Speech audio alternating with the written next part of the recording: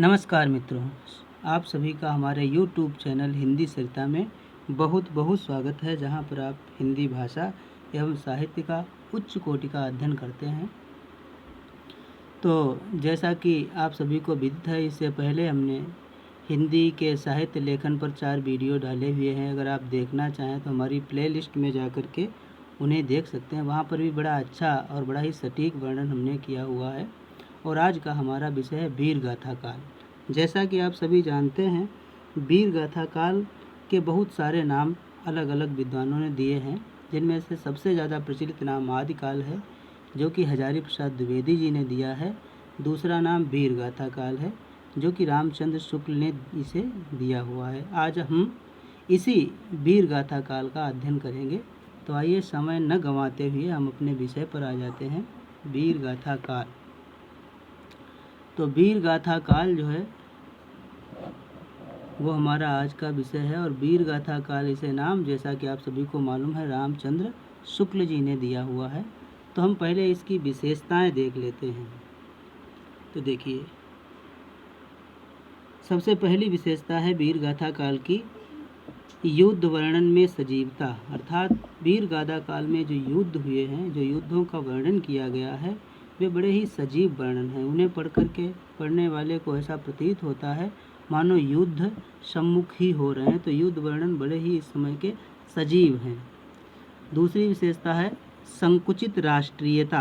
अर्थात इस समय जो राष्ट्रीयता की भावना थी वो संकुचित हो गई थी। सामूहिक रूप से राष्ट्रीयता की भावना दृष्टिगत नहीं होती थी, चूँकि राजा जो थे उस समय के, जो देसी राजा थे, वो अपने राज्य को ही सब कुछ मानते थे। इसलिए राष्ट्रीयता की भावना जो है वो बहुत ही संकुचित हो गई थी।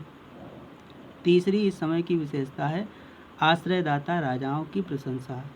कवि जो हुआ करते थे वो किसी न किसी राजा के आश्रय में रहते थे, और राजा के आश्रय में रहकर ही कविता का सृजन किया करते थे। इसलिए जिस राजा के आश्रय में रहते थे उसकी वो प्रशंसा भी करते थे। इसलिए इसकी तीसरी विशेषता है आश्रयदाता राजाओं की प्रशंसा।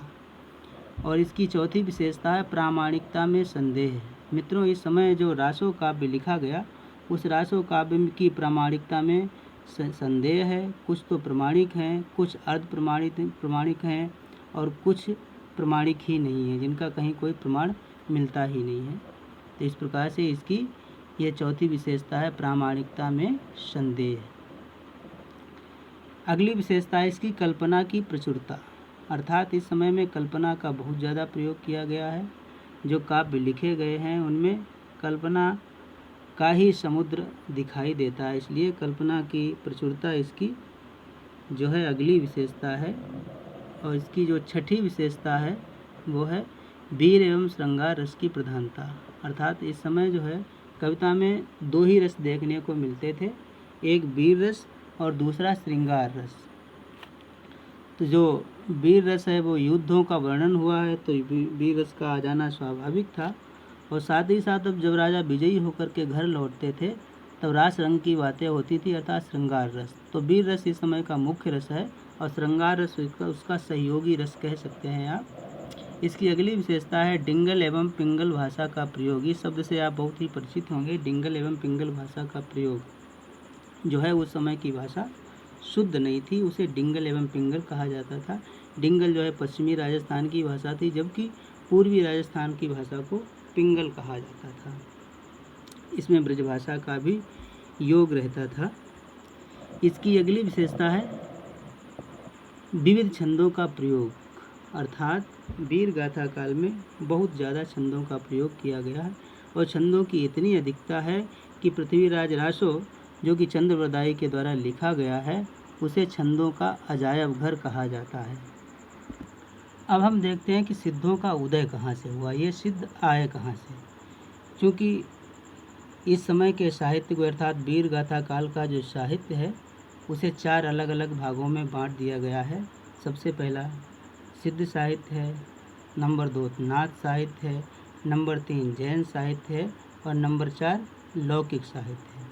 तो सबसे पहले सिद्धों का समय है। सबसे पहला साहित्य भी सिद्ध साहित्य है। तो आज हम सिद्ध साहित्य की विशेष रूप से चर्चा करेंगे।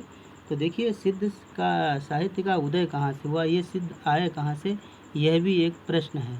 तो देखिए, सिद्ध जो है वो जो बौद्ध धर्म है, बौद्ध धर्म की कालांतर में आगे चल कर के दो शाखाएं हो जाती हैं। एक शाखा को कहा जाता है यहाँ पर सहजयान, तो दूसरी शाखा को यहाँ पर वज्रयान कहा जाता है।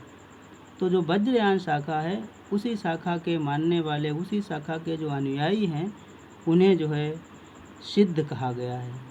तो ऐसा हम कह सकते हैं कि बौद्ध धर्म से ही सिद्ध जो ये सिद्ध संप्रदाय है, इसका उदय हुआ है। अब देखते हैं कि सिद्ध थे कितने। तो राहुल सांकृत्यायन जी ने सिद्धों की संख्या 84 मानी हुई है। तो सिद्ध 84 थे, ऐसा आप याद रखें। अब देखेंगे सिद्धों की विशेषताएं क्या थी, उनमें मुख्य रूप से खूबियां क्या थी, हम इस विषय में अब देखेंगे। तो देखिए, नंबर 1, शरीर काया की साधना, अर्थात वो शरीर की साधना पर बल देते थे। उनका मानना था कि शरीर शुद्ध और बलिष्ठ रहना चाहिए, जिससे कि हम सारे कार्यों को आसानी से कर सकें। दूसरी उनकी विशेषता थी साधना का केंद्र बिंदु स्त्री, अर्थात स्त्री को उन्होंने साधना के केंद्र बिंदु में रखा था। स्त्री को लेकर ही उनकी सारी यौगिक क्रियाएं होती थी। तीसरी विशेषता है सद्गुरु की महिमा, अर्थात सद्गुरु की महिमा का भी यहाँ पर विशेष रूप से वर्णन किया गया है। और चौथी इनकी विशेषता है वर्णाश्रम व्यवस्था का विरोध, अर्थात ये वर्णाश्रम व्यवस्था के विरोधी थे, इसे समाज के लिए वो उपयुक्त नहीं मानते थे। अगला बिंदु है पंचमकार। पंचमकार जो है इस सिद्ध साहित्य का मूल है।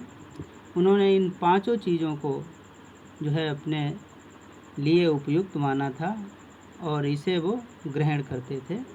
मांस, मदिरा, मुद्रा, मत्स्य और मैथुन, इन सभी के नाम माँ से शुरू होते हैं, इसलिए इन्हें पंचमकार कहा गया है।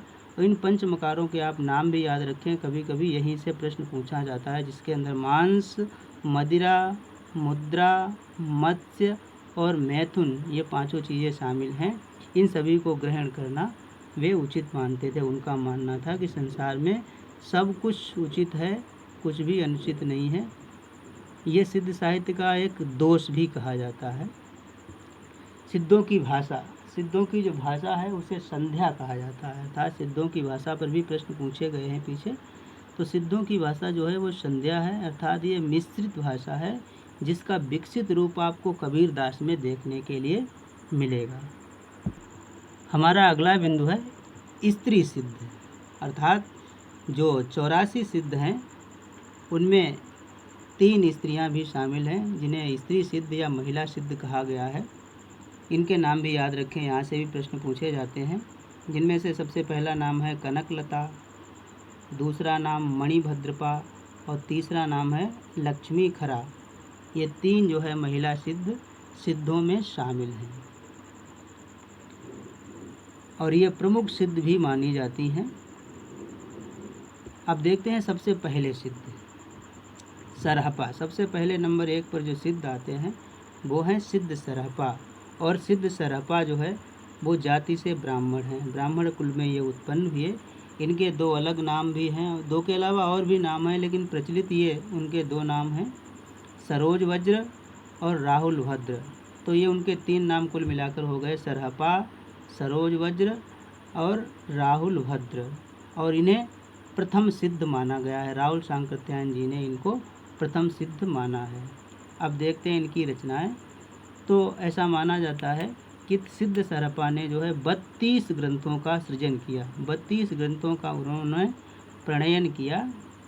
3 उनके ग्रंथ उल्लेखनीय हैं जहाँ से प्रश्न पूछे जाते हैं, और वो इस प्रकार से हैं।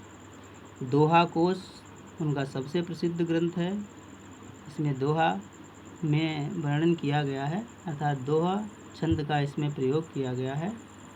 दूसरी है रचना उनकी काया कोश और तीसरी रचना का नाम है चर्या गीत। सिद्ध सरहपा को दोहा और चौपाई का जनक भी कहा जाता है, अर्थात दोहा और चौपाई इन्हीं से प्रारंभ होती हैं। सबसे पहले दोहा चौपाई सिद्ध सरहपा के द्वारा ही लिखी गई। सिद्ध सरहपा का समय जो है 769 ईस्वी माना गया है। तो इस प्रकार से सिद्ध सरहपा के मुख्य बिंदु आपने पढ़े। यहीं से सारे प्रश्न आते हैं, इसके बाहर कोई प्रश्न आपको देखने के लिए नहीं मिलेगा। तो इतने तथ्य आप याद रखें। अगले हमारे दूसरे सिद्ध हैं सवरपा। और सिद्ध जो सवरपा हैं इनके गुरु सिद्ध सरहपा हैं, अर्थात जो प्रथम सिद्ध सरहपा हैं वही सवरपा के गुरु हैं। और सिद्ध सवरपा जो है वो क्षत्रिय हैं, क्षत्रिय वंश में उत्पन्न हुए। इनका जन्म 780 ईस्वी माना जाता है। इनकी एक ही रचना का उल्लेख मिलता है जिसका नाम है चर्यापद। तो चर्यापद इनकी बहुत ही महत्वपूर्ण रचना है, यहाँ से प्रश्न पूछे जाते हैं। एक ही रचना है और इनकी विशेषता है कि ये माया मोह के विरोधी थे, अर्थात माया मोह को वो अपनी साधना में स्थान नहीं देते थे। तो मित्रों, आज हमने इस प्रकार से 2 सिद्ध और 3 महिला सिद्ध और इस वीर गाथा काल की विशेषताएं और प्रवृत्तियों के विषय में जाना। आज यहीं तक। इसके आगे का क्रम जो है अगले वीडियो में हम देखेंगे। और अगर आपको वीडियो अच्छा लगा है, उपयोगी लगा है, तो कृपया वीडियो को लाइक करें और हमारे चैनल को सब्सक्राइब करें, ताकि आपको आने वाले वीडियो के जो है अपडेट समय पर मिलते रहें और अपने आप को आप लाभान्वित कर सकें और हमें भी हमारे वीडियो देख करके कृतार्थ करें। धन्यवाद।